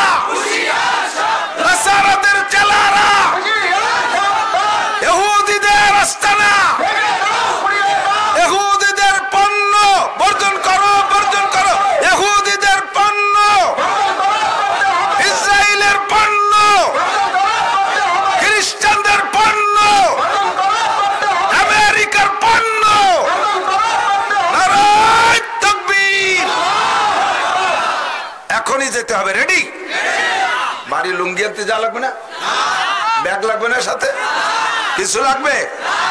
এই দরজার কারণে আপনি ওই জায়গা যারা যুদ্ধ করতেছে তাদের সাথে জান্নাতি হয়ে যাবেন। আল্লাহ, তকবীরে ঘেমে গেছি। বসেন বসেন বসেন। আল মুসলিমুনা কারাজুলিন ওয়াহিদিন। যুবক আমার দিকটা খাও। আমাদের এখন এই জিহাদের স্লোগান দিতে কোনো বাধা নাই। ক্যামেরা তো থাকবে, ক্যামেরা না থাকলে আপনারা আমাকে এত চিনতেন নাকি? এই ঘরে শুয়ে সেবা শুনবেন তো ওকে মাধ্যমে, একটু শরীর নড়িয়ে বসেন, ওরা তো আসবেই, ওরা আমার ব্যবসা না। তবে আমি সমর্থন এজন্যই করি যে আল্লাহর রহমতে এখনই অনেকটা লাইভে দেওয়া আছে। ওই সারা পৃথিবীতে এই টাইমে আল্লাহর রহমতে কম বেশ আমাদের শ্রোতা বসে আছে মোবাইলের সামনে। প্রতিনিয়ত 2টা করে মাহফিল তারা শোনে আমাদের থেকে। একটু সুযোগ একে দিতে হবে, আপনার একটু ফাঁক ফাঁক করে বসেন কায়দা করে। আল্লাহ, এখন আমাদের জিহাদি স্লোগান দিতে কোনো ভয় নাই। ভয় কোনো সময় পাই না, মাঝে মাঝে একটু বাধা ছিল, তাও নাই আল্লাহর রহমতে। কারণ আফগানিস্তানের সাথে যখন আমেরিকা রাশিয়ার যুদ্ধ ছিল, তখন এ দেশ থেকে যারা আফগানের পক্ষ নেছে, আমেরিকা আল্লাহ তাদের নামে একটা ফতোয়া দিয়ে দেশে এরা জঙ্গি। বোঝে নাই কথা? এর কারণে আমাদের হুজুরকে নাম ছিল জঙ্গি। আমরা কেন আফগানের পক্ষ নেব না? আফগানিস্তান জয় হওয়ার পরে সারা পৃথিবীর মুসলমান আবার বাংলাদেশ আফগানিস্তানের পক্ষে, এবং প্রধানমন্ত্রীও খুশি জাহির করছে, স্বরাষ্ট্রমন্ত্রীও খুশি জাহির করছে, সব মন্ত্রী পরিষদ মুসলমানরা আনন্দ উল্লাস করেছে, আফগান মুজাহিদরা জিতে গেছে। কথা বল ঠিক না? এই জিতার আগ পর্যন্ত গডফাদার মুরব্বী আমেরিকার জো বাইডেন, নেতানিয়া কি কয় জো বাইডেন, তারপর ডোনাল্ড ট্রাম্প, টেম্পু টুম্পু যারা আছে ওরা আমাকে কইতো জঙ্গি, আফগানিকে কয় জঙ্গি, আর তাদের সমর্থকদের কইতো জঙ্গি। সেই খাতিরে আমাদের হুজুরকেও কত জঙ্গি, মাদ্রাসায় হরকতের ট্রেনিং দিয়ে এই বলে ব্যঙ্গও করতো। এর কারণে হরকতের ট্রেনিং দিয়ে হুজুরকে ধরিয়ে নিয়ে জেলও খাটাইছে। হরকত সে নেই না, তারকে কি কবে কি কব বুঝবো, কি দিয়ে বুঝবো বুঝি না। মাদ্রাসায় মক্তবে হুজুররা পড়ায় না ছেলেদেরকে, এক জবর এক জের এক পেশকে হরকত বলে, এই পড়ায় না? এই হরকত কারে কয়? এক জের এক জবর এক পেশে কি কয়? এই পড়ায় মক্তবে। ও কবি সিদ্ধালিয়াও বোঝে না, কয় যে হরকতের ট্রেনিং হচ্ছে। আসলে তো হরকতের ট্রেনিং হচ্ছে, না পড়ালি এ ট্রেনিং না দিলে কোরআন শরীফ পড়াবো কি দিয়া? এইভাবে ধীরে ধীরে বহুত মৌলবীরা জেল কাটাইছে। আমরা ছিলাম জঙ্গি, আপনারা ছিলেন যারা আফগানের পক্ষে তারা ছিলেন জঙ্গি। এখন বর্তমানে ফিলিস্তিন আর গাজার পক্ষে যারা, তাদের নামে মহামুরব্বী আমেরিকান জো বাইডেন ফতোয়া দিয়ে দিয়েছে এরা জঙ্গি। ফিলিস্তিনের পক্ষে যারা, বলেন কার পক্ষে? ফিলিস্তিনের পক্ষে যারা, তাদেরকে জঙ্গি বলে। আর ফিলিস্তিনের পক্ষে বঙ্গবন্ধু ছিল, মাননীয় প্রধানমন্ত্রী জননেত্রী শেখ হাসিনাও ফিলিস্তিনের পক্ষে, বর্তমান আওয়ামী লীগ সরকার ফিলিস্তিনের পক্ষে। কাজেই ফিলিস্তিনের পক্ষে যারা, তাদেরকে যদি জঙ্গি হতে হয়, এতদিন তো আমরা ছিলাম জঙ্গি, এখন বাংলাদেশ সরকারও জঙ্গি। তা আমরা সবাই মিলে জঙ্গি, কাজেই জঙ্গের স্লোগানই হবে, যুদ্ধের স্লোগানই হবে। কোনো ভয়ের কারণ, কোনো বাধার আমাদের, ঠিক ঠিক না? আল্লাহ তাআলা কবুল করুক, বলেন আমিন। রসুলিহি, আমার রসুল, বর্তমানে সব রসুলকে মানি। বর্তমানে চলবে কয় রসুল?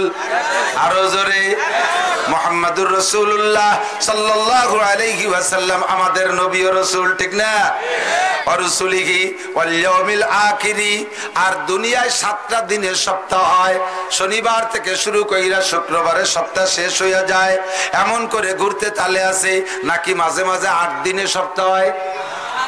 হ্যাঁ, 8 দিনে হয় নাকি মাঝে মাঝে? কোনো পেছে বসে দিন একটা বাড়িয়ে যায় নাকি কোনোদিন?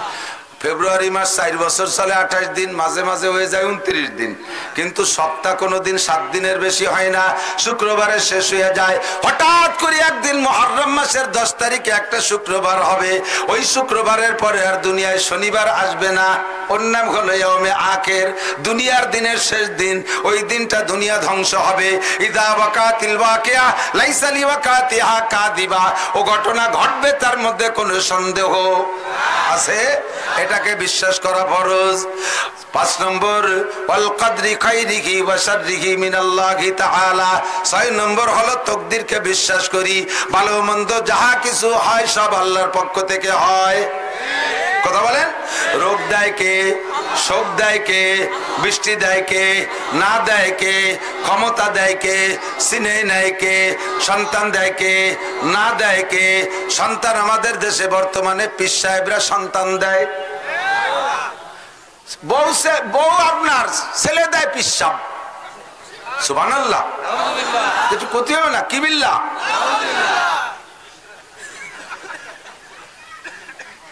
আস্তাগফিরুল্লাহ। সম্পদ দেয় পীর সাহেব, পীরের কাছে মুরিদ হলে ধনী হওয়া যায়। সুবহানাল্লাহ না? একটু কইতে হবে এগুলো। ওয়ালা তুশরিক বিল্লাহ, আল্লাহর সাথে কেউ রে কোনো তাই শরীক কইরো না। আমার মজলিসে আমি যদি আনসানাখানি করি, দুরুদ ও তাসবিহ পড়ি, আমার ওই মিলাদ মাহফিলে আমার পীর বাবা হাজির হয়ে যায়, বলতে বলতে আরো কিছু বলে, এমনকি নবী পাকও বলে হাজির হয়। এগুলো সব শিরকি আকীদা, ওর থেকে ফিরে আসতে হবে। আমার নবী রওজায় শুয়ে আছে, ইন্না লিল্লাহি মালাইকাতান সায়াহিরা ফিল আরদ ইউবাল্লিগুনিস সালামা মিন উম্মতি। নবী কে মান সাল্লাল্লাহু আলাইহি ইনদা কবরি সামিতুহু ওয়া মান সাল্লাল্লাহু আলাইহি নায়ান উবলিগতুহু। যদি কেউ আমার রওজার কাছে সালাম দেয়, ওইটা আমি শুনি আর আমি তারে জবাব দেই। তুমি বান্দা জবাব শুনলেও শুনতে পারো, না শুনলে না শুনতে পারো, সবার কান্দে সবকিছু শোনা যায় না। কথা কোন ঠিক না? আল্লাহু আকবার। নবীকে আমার রওজার কাছে এসে সালাম দিলে আমি শুনি এবং জবাব দেই। তোমার যদি কান থাকে তাহলে তুমি শুনবা, না থাকলে তুমি শুনবা না। ওমান সাল্লাল্লাহু আলাইহি নায়ান, যদি কেউ দূর থেকে সালাম দেয় ওইটা আমি শুনি না। উবলিগতুহু, ওই দুরূদ আমার কাছে পৌঁছে দেওয়া হয়। নবী বললেন মাইয়ুব, সাহাবায়ে কেরাম বললেন মাইয়ুবলিগুকা সালাম ইয়া রাসূলুল্লাহ, ওগো আল্লাহর নবী আপনার কাছে দুরূদ ও সালাম কে পৌঁছায়া দেয়? হুজুর কা ইন্না লিল্লাহি মালাইকাতান সায়াহিরা ফিল আরদ। আল্লাহ তাআলা কোটি কোটি পর্যটক ফেরেশতা তৈরি করে রেখেছে, ওদের আর কোনো দায়িত্ব না, ওদের আর কোনো দায়িত্ব না। শুধুমাত্র আমার উম্মত যে যেখান থেকে দুরূদ ও সালাম পড়ে, ওই ঠিকানা সহ, ওর নাম সহ, স্থান সহ, টাইম সহ আমার কাছে ওই ফেরেশতারা দুরূদ ও সালাম পৌঁছায়া দেয়। কাজী বন্ধু, আমার নবীর দুরূদ কালেকশন করতে আমাদের মিলাদ মাহফিলে আসা লাগে? জোরে কোন লাগে? যদি বলেন লাগে, তাহলে আপনি মুশরিক হয়ে যাবেন। একই টাইমে সব জায়গায় বিরাজমান উপস্থিত থাকার ক্ষমতা একমাত্র আল্লাহর, আর কাহারও, আর কাহারও, ফেরেশতারও না, জিবরাইল মিকাইলেরও না, একমাত্র এই ক্ষমতা আমার আল্লাহর। কাজেই নবীকে ও জায়গা নিলে আপনি মুশরিক হয়ে যাবেন। লা তুশরিক বিল্লাহ, আল্লাহর সাথে কেউরে শিরিক করো না। ইন্নাশ শিরকা লা যুলমুন আযীম। আরে নবী তো দূরের কথা, আমার পীর বাবাও বলে হাজির হয়। এসব ব্যাপারে নিজেকে হেফাজত করবেন। ওয়াল কদরি খায়রিহি ওয়া শাররিহি মিনাল্লাহি তাআলা ওয়াল বাসে বাদাল মাউত। 7 নম্বর ডায়ামাদিক যুবকরা মনে রাখো। 7 নম্বর মনে আছে নাকি? পড়তেছি কিন্তু ঈমান, ঈমান কি পড়তেছি? ঈমানের তরজমা। ওয়াল বাসে বাদাল মাউত, মরার পরে আবার উঠতে হবে। কথা কয় না? কিয়ামতে উঠতে হবে কি হবে না? উঠা লাগবে। কয় মাটির তলে মাটি হয়ে যাব, কিভাবে উঠবে? আল্লাহু আকবার। আমরা প্রত্যেকদিন একবার মরি আর জিন্দা হই, প্রত্যেকদিন একবার মরি আর বাঁচি। কতক্ষণ রাতে ঘুমের সময় কি দোয়া পড়েন? আল্লাহুম্মা ইন্নী আউযু বিকা মিনাল খুবুসি ওয়াল খাবাইস। ঘুমের দোয়া এটা না? গুফরানাকা আলহামদুলিল্লাহিল্লাযী, কোন দোয়া? আল্লাহুম্মা বিসমিকা আমুতু। এটা কয় না রে আল্লাহ, কয় যে ও বড়ি রে, তো গান শুনতে শুনতে ঘুমায়, তা বুড়ি লাভ কি? মমতাজের গান, মনির খানের গান কানের মধ্যে খিল লাগাইতে ঘুমাইস না, মরণটা হয়ে যাবে ওই কায়দার মরণ। ঘুমের সময় দোয়া পড়বেন আল্লাহুম্মা বিসমিকা আমুতু ওয়া আহইয়া। তোমার নামে মরিতেছি হে আল্লাহ। আল্লাহুম্মা মানে হে আল্লাহ, আয় আল্লাহ তোমার নামে মরিতেছি, ওয়া আহইয়া তোমার নামে জিন্দা হব। কতক্ষণ মরিও আল্লাহর নামে, বাঁচিও আল্লাহর নামে। ঠিক কি ঠিক না? তাহলে আমি ঘুমের সময় যে দোয়া পড়ি, ওই দোয়াটা কি ঘুমের দোয়া? আসলে যদি ঘুমের দোয়া হইতো তাহলে কি পড়তেন? আল্লাহুম্মা ইন্নী আনুমু ওয়া আস্তাইকিজা। তোমার নামে ঘুমাইতেছি, তোমার নামে সজাগ হব, তা বলি না। বলি তোমার নামে মরিতেছি, তোমার নামে সজাগ হব, জীবিত হব। কতক্ষণ তাহলে প্রত্যেক দিনের ঘুমটা হলো দৈনন্দিন মরণ। আবার ঘুম থেকে উঠে কোন দোয়া পড়েন জানেন? আলহামদুলিল্লাহিল্লাযী আহইয়ানা বাদামা আমাতানা ওয়া ইলাইহিন নুশুর। সব প্রশংসা কার? কেন? কে? ওই আল্লাহ তাআলা আমারে কিছুক্ষণ মেরে রেখে বাঁচাই দিয়েছে। ইচ্ছা করলে ওই মরণে স্থায়ী মরণ দিয়ে দিতে পারতেন।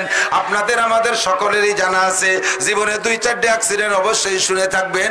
অমুক যে ঘুম হইছে আর ওঠে নাই, ওই একে ঘুমে তার মরণ, এমন খবর 2-1টা আছে না নাই? আমিও প্রত্যেকদিন মারা যাই, আমি ওই ঘুমের মধ্যে স্থায়ী মরণ হয়ে যেতে পারতো। আমার আল্লাহ আমারে মেরে রাখে নাই, আমার আল্লাহ আমার সকালবেলা আবার সজাগ করে দিয়েছে, বাঁচাই দিয়েছে। এই জন্য প্রশংসা কার? ঘুম থেকে সজাগ আমারে মা করছে না আল্লাহ করছে? ঘুম থেকে ও সজাগ আমারে উস্তাদ করছে না আল্লাহ করেছে? আরে কেউ করতে পারে না, একমাত্র আল্লাহ করেছে। আমারে মরণের পরে বাঁচাই দিয়েছে আল্লাহ।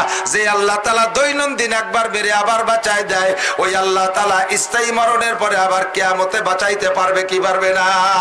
ওটাও আপনি ওই দুয়ার সাথেই বলে দিয়েছেন, ওয়া ইলাইহিন নুশুর। যেমন আজকে ঘুম থেকে উঠাই দিলেন, ওই রকম স্থায়ী মরণের পরে হাসরের মাঠে আবার আল্লাহ উঠাইতে পারবে।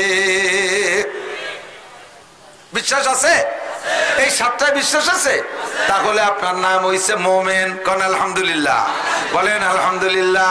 আপনার নাম হয়ে গেছে মোমেন। মোমেনের খাতায়, ইমানের খাতায় ইমান আইনা যদি মোমেনের খাতায়। সাথে আরেকটা কথা কই যায়, দিক তাকান। এই 7টারে বিশ্বাস করেন কিন্তু মুখে বলেন নাই কোনোদিন, তাহলে আপনি মোমেন হতে পারবেন না। লা ইলাহা ইল্লাল্লাহ মুহাম্মাদুর রাসূলুল্লাহ অন্তরে বিশ্বাস করেন, জবানে পড়েন নাই, মোমেন হইতে পারবেন না। লা ইলাহা ইল্লাল্লাহ মুহাম্মাদুর রাসূলুল্লাহ দিয়া আপনি মোমেনের খাতায় নাম লেখাবেন। মোমেনের খাতায় নাম লেখানোর সাথে সাথে আপনার জন্য বিশাল একটা ইনাম এসে গেছে। শুধু মোমেনের মাদ্রাসায় ঈমান দিয়ে নাম লেখানোর সাথে সাথে এই দুনিয়ার মতো 11টা দুনিয়া সমপরিমাণ জান্নাতের ভিতরে বিশাল জায়গা আপনার নামে দলিল হয়ে গেছে। তবে জায়গাটা ফাঁকা, ওর মধ্যে কিছু নাই, গাছপালা ঘরবাড়ি কিচ্ছু নাই, একেবারে চিটিয়াল ময়দান। আমাদের বাংলাদেশের দক্ষিণ পাশে বঙ্গোপসাগরের পরে 37,000 বর্গমাইল একটা শহর জাগছে, সাথে সাথে 50-60টা বিল্ডিং নিয়ে যাচ্ছে। কথা কয় না? ওই শহরের উপরে বিল্ডিং শহর উঠছে না, একেবারে ফাঁকা সাদা শহর। তুমি লা ইলাহা ইল্লাল্লাহ মুহাম্মাদুর রাসূলুল্লাহ পড়ার সঙ্গে সঙ্গে এরকম ফাঁকা একটা শহর তোমার জন্য জান্নাতে দলিল হয়ে গেছে। কন্যা সুবহানাল্লাহ। কয় অত জায়গায় যে কি করব, করা লাগবে না কিছু, প্রাচুর্যের একটা মজা আছে। একজন মানুষের 5টা-7টা সন্তান নিয়া মাত্র 4-5 বিঘে জমির ফসল হলেই হয়ে যায়। কথা কন? 4-5 বিঘে জমির ফসল হলে হয়ে যায়, কিন্তু লোকটা জমি পায় আর কেনে আর কেনে, 200 বিঘের মালিক হয়ে গেছে। এত জমির ফসল তো তার লাগে না, এত জমি কিনে জায়গা দখল করো কেন? প্রাচুর্যের একটা মজা আলাদা, প্রাচুর্যের একটা মজা আলাদা। অনেক হইলে স্বাদ বেশি লাগে। আকিস সাহেব একটা ইন্ডাস্ট্রি হইলে বংশ ধরে জীবন ভরে চলতে পারে। 42টা ইন্ডাস্ট্রিজ কেন বানাইছে? আধিক্যের একটা স্বাদ আলাদা। আল্লাহ কাছে ছোট্ট একটা রুম দিলে বেহেশতের মধ্যে, তাতেই তোমার যথেষ্ট, কিন্তু অনেক দিলে তুমি একটু বেশি খুশি হবা। এই জন্য সবচাইতে ছোট জান্নাত দেবে তাকে এই দুনিয়ার মতো 11টা দুনিয়ার সমপরিমাণ জায়গা। এবার ওই জায়গা তো ফাঁকা, ওই ফাঁকা জায়গায় কি আর করার আছে? ওর মধ্যে কোনো মজা নাই। কয় ওই জায়গা কিছু করে যেতে হবে দুনিয়ার থেকে যা করবা ওইটা ওই জায়গা তৈরি হতে থাকবে। এই দুনিয়ার কর্মের নাম হলো ইসলাম। দুনিয়ার কর্মের নাম ইসলাম। যাহা করবেন ওইটার নাম ইসলাম। টুপি পরবেন ইসলাম, দাড়ি রাখবেন ইসলাম, পোশাক সুন্নতি পোশাক ইসলাম, পাগড়ি পরবেন ইসলাম, নামাজ পড়বেন ইসলাম, রোজা রাখবেন ইসলাম, তিলাওয়াত করবেন ইসলাম, জিকির করবেন ইসলাম, মসজিদ করবেন ইসলাম, মাদ্রাসা করবেন ইসলাম। একবার পড়বেন লা ইলাহা ইল্লাল্লাহ মুহাম্মাদুর রাসূলুল্লাহ, 4000 নেকি আপনার আমলনামায় লেখা হইয়া যায়। সুবহানাল্লাহ। কন্যাই ছবি এক্ষুনি একটা গাছ ওই ফাঁকা জায়গা লেখা হয়ে গেছে সুবহানাল্লাহ লাগানো, আরেকটা লাগানো হয়ে গেছে, আরেকটা লাগানো হয়ে গেছে। ও ফাঁকা জায়গা ভর্তি চালেই আছে। তাহলে রাতভর গাছ লাগাবো নাকি? একবার পড়েন বিসমিল্লাহির রহমানির রহিম। কুল হুয়াল্লাহু আহাদ আল্লাহুস সামাদ লাম ইয়ালিদ ওয়া লাম ইউলাদ ওয়া লাম ইয়াকুল লাহু কুফুয়ান আহাদ। আল্লাহর কসম এক্ষুনি আপনার ওই ফাঁকা জায়গায় 4 তলা একটা দালান হয়ে গেছে। ওই ফাঁকা জায়গাটারে বিল্ডিং দিয়ে গাছপালা দিয়ে ভরতে হবে। ও জায়গা যাওয়ার পরে ভরলি কোনো কাজ হবে না। আল্লাহ নবী বলেন ইজা মাতাল ইনসান ইনকাতান আমালুহু, আরে মরণের পরে কোনো ইবাদত নাই, মরণের পরে ইবাদত নাই, ইবাদত হবে শ্বাস বন্ধ হওয়ার আগ পর্যন্ত। আল্লাহ কয় ওয়াবুদ রাব্বাকা হাত্তা ইয়াতিয়াকাল ইয়াকিন, তুমি তোমার রবের ইবাদত কইরে ওই ফাঁকা জায়গায় বিল্ডিং বানাও, ওর মধ্যে গাছ লাগাও, ইবাদত কইরে গাছ লাগাও, ইবাদত করে বিল্ডিং বানাও। কতদিন ইবাদত করব? হাত্তা ইয়াতিয়াকাল ইয়াকিন, মরণ আসার আগ পর্যন্ত ইবাদত। কয় মরার পরে এতদিন কবরে থাকবো, ও জায়গা বসে আল্লাহ বিল্লে করলে হবে না? এ কবরে বসে আল্লাহ বিল্লে করার কায়দা আছে? আমাদের ওই জায়গা হিন্দু মারা গেছে, ওরে মারা যাওয়ার পরে ও কয়ে গেছে মারা যাওয়ার আগে যে আমারে পোড়াবি না, মিয়াকে মতো মাটি দিবি। তো মুসলমানের মতো মাটি দিয়েছে ওর ছেলেমেয়ে আত্মীয় স্বজনরা, ওরে 1 টাকা চাইরে না পয়সা দিয়ে দিছে, সাথে পারের করি ফুলসিরাত পারতি খেয়াল আরে পয়সা দিতেও তাই দিয়ে দিছে ওরে। আর বিড়ি খাতো বলে 2 প্যাকেট বিড়ি আর একটা মেজ দিয়ে দিছে। বিড়ি আর মেজ কয়দিন চলবে? লম্বা টাইম কি করবে কবরে শুয়ে শুয়ে, এই জন্য 2 বান্ডিল তাস দিয়ে দিছে, বসে বসে তাস খেলিস। কবরে কি বিড়ি খাওয়া চলবে? তাস খেলা চলবে, মোবাইল দেখা চলবে, টেলিভিশন চলবে, নামাজ পড়া চলবে, রোজা পড়া চলবে, হজ করা চলবে, যাকাত দেওয়া চলবে, কিছুই চলবে না। কয় কেন চলবে না? কয় মরার পরে আল্লাহকে আমি কোনো ইবাদত করাইও না, ইবাদত গ্রহণ করিও না। আর ইবাদত যা করবা সব বাইসে থাকতে, মরার পরে তো সব ওপেন হয়ে যাবে। দেখার পরে তার নাম ঈমান না, কোনো কিছু দেখার পরে সেই জিনিসের পর আস্থা তৈরি করার নাম ঈমান না। না দেখে বিশ্বাস করো কবর আযাব আছে, কবর আযাব সত্য, কবরে শান্তি সত্য, মুনকার নাকির সত্য, কিরামান কাতিবিন সত্য। এগুলো দুনিয়ায় থেকে দেখি না, কবরে যাওয়ার পরে সব দেখবো। দেখার পরে কইব রব্বানা আখরিজনা মিনহা ফাইন উদনা ফাইন্না জালিমুন। আল্লাহ কবরে এসে দেখি সবই সত্য, আর একটা বার পাঠায় দাও, আমি বড় বুজুর্গ হয়ে আসবো। আল্লাহ কাইকসাউ ফিহা ওয়ালা তুকাল্লিমুন, কোনো কথা বলবি না, পড়ে থাকোর মধ্যে। এখনের বিশ্বাসের নাম বিশ্বাস না, না দেখে বিশ্বাস করলে সবই তুই পাইতি। আমার নাসির লিয়াকত যা বলছে এগুলো সবই তোরে দেয়া হইতো যদি না দেখে বিশ্বাস করতি। দেখার পরে বিশ্বাস করতেছি, সেই বিশ্বাস বিশ্বাস না। দেখার পরে নামাজ পড়তে চাই, সেই নামাজ কবুল হবে না, কারণ এইটা বিশ্বাস না। ঠিক না? শুনেছেন উলামায়ে কিরামের কাছ থেকে, বাচ্চা হারুনুর রশিদ আর তার স্ত্রী জুবাইদা, 2 জন ভোরবেলা, বাচ্চা হারুনুর রশিদ বুজুর্গ মানুষ, বড় আলেমও, আমাদের দেশি বাচ্চাকে মতো না। প্রত্যেক মুসলিম কান্ট্রির মুসলমান বাদশা যিনি থাকতেন, তিনি ওই রাষ্ট্রের রাষ্ট্রীয় যে প্রধান বড় মসজিদ আছে, এই বড় মসজিদের ইমাম ও খতিব হতেন।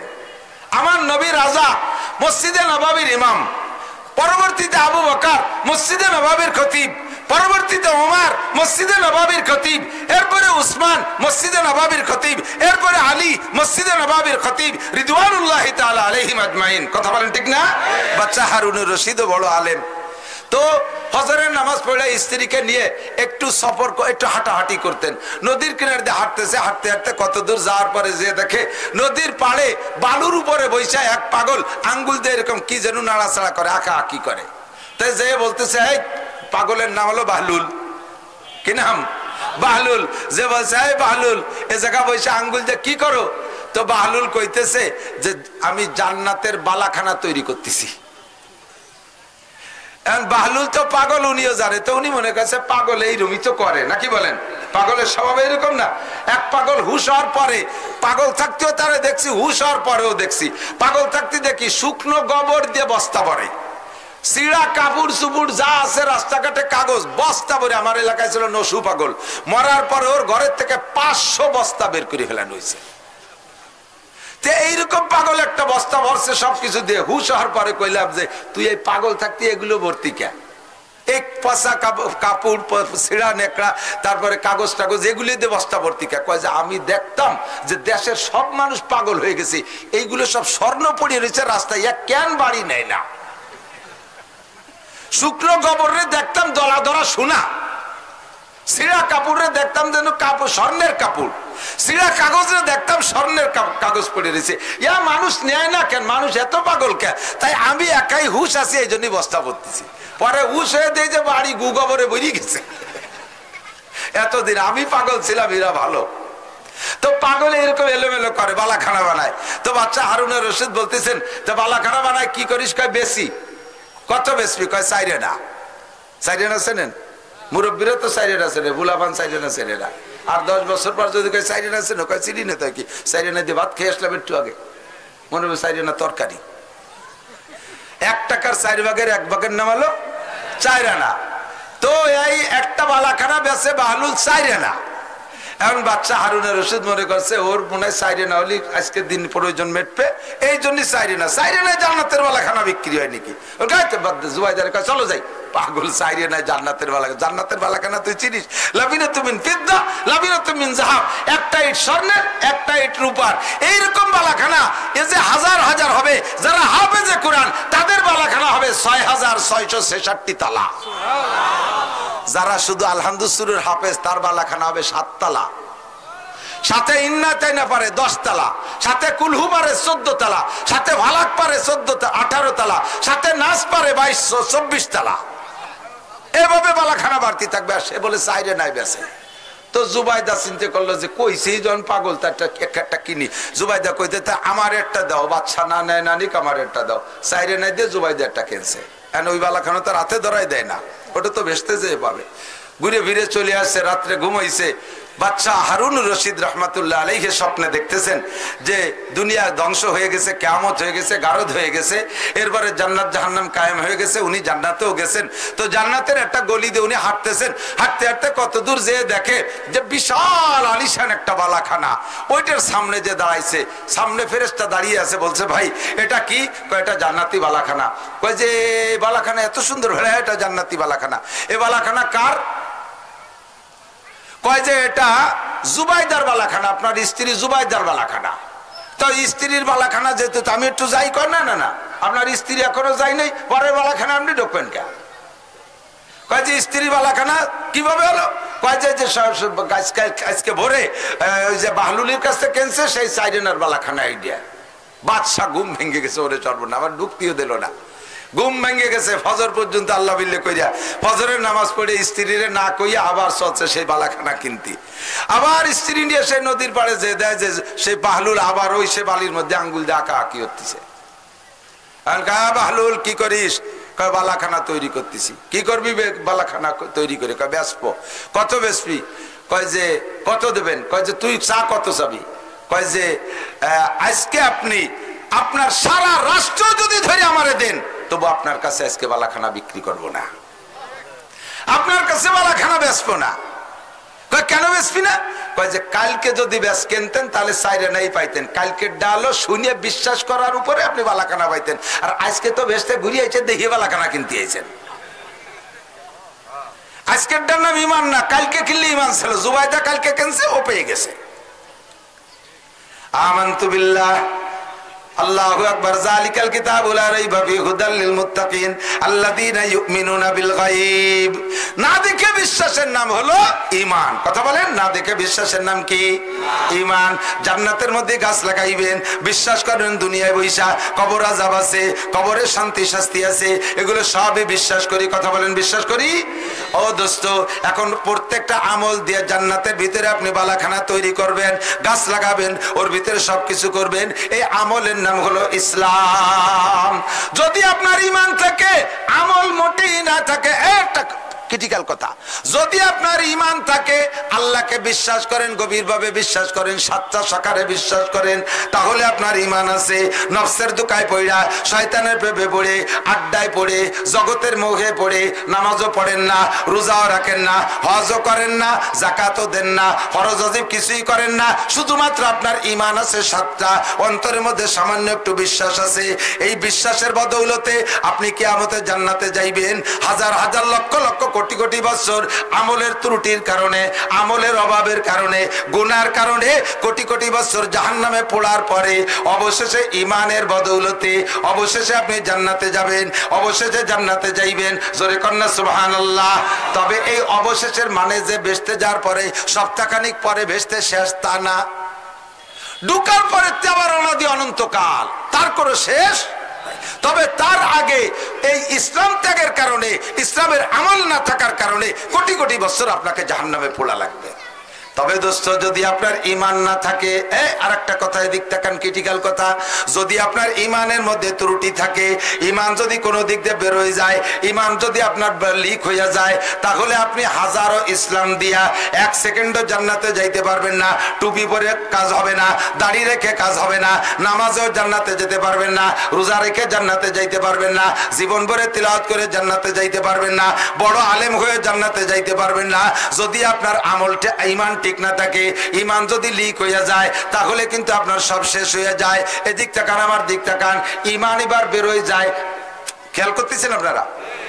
ঈমান ধরে রাখতে জন্য পূর্ণ বডি ঠিক থাকতে হয়, আর ঈমান বের হয়ে যাওয়ার জন্য পূর্ণ বডি ছেঁড়া লাগে না।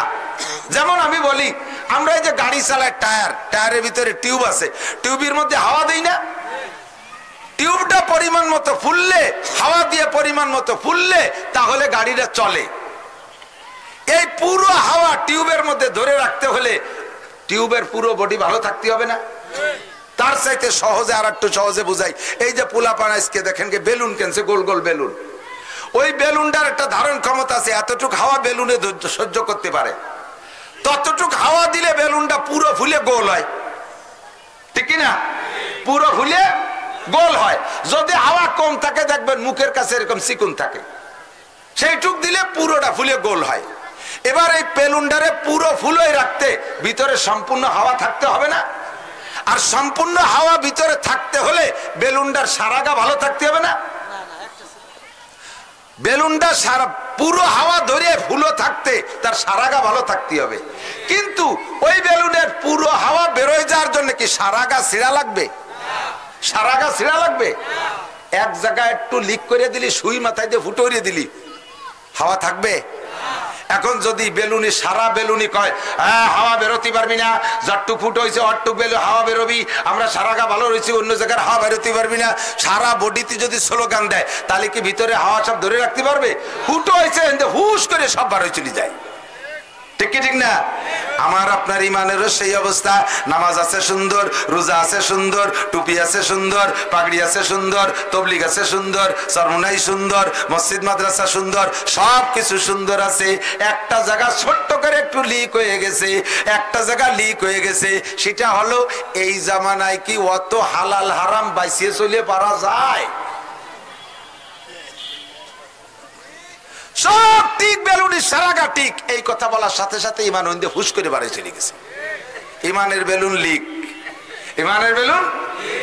আরে নে বাদ দে, এই জামানায় অত পর্দা করে বাড়া যায় নাকি? মুরব্বী, বাড়ির মুরব্বী, ৭৫-৮০ বছরে বুড়ো মুরব্বী, এই মুরব্বী বাড়ির ইমানের বেলুন লিক করে দেয়। এক ছেলে বিয়ে করে আনছে, এই ছেলের বউরে পালকিতে, আগে তো পালকিতে নামাতো, ইদানিং তো গাড়িতে নামায়। এই গাড়িতে ঘরে নেবে কিডা? কয় যে বড় জামাই আনবে। জামাই যাইয়া ওনার বেটার বউরে কোলে করে, শালা বউরে কোলে করে গাড়িতে নামায় আনছে। যদি কই মিয়া কাজটা করলেন কি? থো তোমার, এই জামানায় অত কড়াকড়ি চলে নাকি? তোমার ইমানের বেলুন ফুটো হয়ে গেছে কাকা, কথা কন না কেন? জামাই রে দিয়া আর শালা বউরে দিয়া এক জায়গায় নতুন বউরে দিয়া দুধ ভাত খাইতে বসাই দিয়ে দুইজনে মালা ফেসাই দেয়। যার বউ সে বাইরে মুখ উচড়ে ঘুরে বেড়াচ্ছে, সে বেলেটা হাতি জায়গা হয় না, 3 দুলোভাই শালা বউ নিয়ে খাতি বসে গেছে। এটা সমর্থন করে বাড়ির মুরব্বী। তোমার বেলুন ফুটো এবার হয়েছে গেছে। নামাজ পড়ো, রোজা রাখো, যত যা করো, ও দোস্ত সাবধান। কামাল আস্তিদার নফসে ইনসা সাকুন তো খোদরা বাগুপ্তারে না কিসমাকুন। মানুষের যোগ্যতা ফুটোই তোলে জবানের দ্বারা। কে কতটুক ছোট বড় এটা জবানের দ্বারা প্রমাণ করে। কথা বলেন ঠিক ঠিক না? আমার গোপালগঞ্জে হাজারো মাওলানা আছে, সারা বাংলাদেশে আল্লাহ পাক আমারে পরিচিত করছে একটু জবানের বদৌলতে। 7.5 কোটি বাঙালি নাচছে বঙ্গবন্ধুর পিছনে জীবন দেওয়ার জন্য। তার মাত্র রেসকোর্স ময়দানের একটা ভাষণে জবানের দ্বারা তার এত দূর করাইছে। আবার মানুষকে স্বার্থবক জমিনে জমিনের নিচে নামাই নিয়ে যেতে পারে। ওই জবানের একটা কথায় তোমার জন্য জান্নাতের বিশাল এক দাগ জমি দলিল হইছে।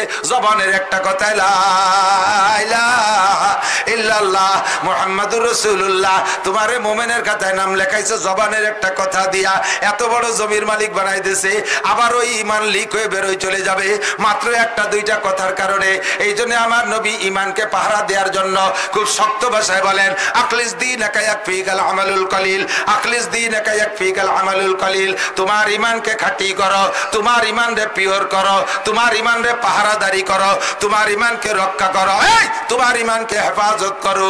ইয়াকফিকাল আমালুল কলিল, তাহলে অল্প আমলের দ্বারা জান্নাতে চলিয়া যাইতে পারবা।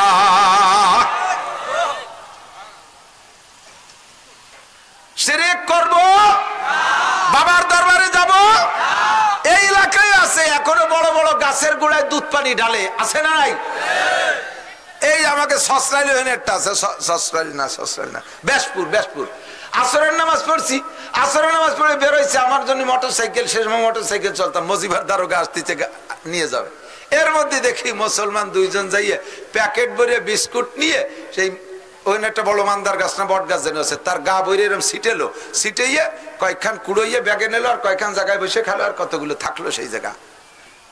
আমি যে জিজ্ঞেস করলাম ভাই এ কি এলেন, কয় যে খুব বরকতি গাছ, এই গাছের সাথে এরকম করে এই বিস্কুট যারে খাওয়াই দেয় তার সব রোগ সারি যায়।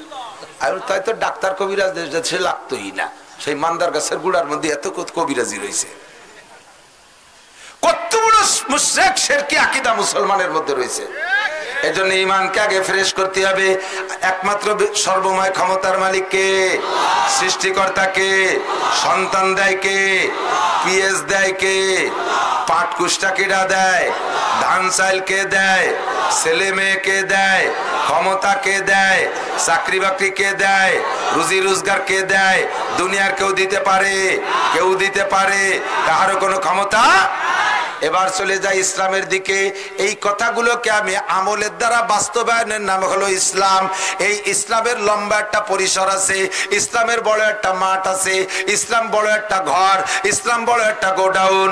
এই আল্লাহ পাক নিজেই বলেন, ইয়া আইয়ুহাল্লাযীনা আমানু দুখুলু ফিস সিলমি কাফা, এ মুমিনরা, ইয়া আইয়ুহাল্লাযীনা আমানু। আগে তো ওই কয়টা কথা কই আমি ঈমান ঠিক করছি, ঈমানের খাতায় নাম লেখাইছি।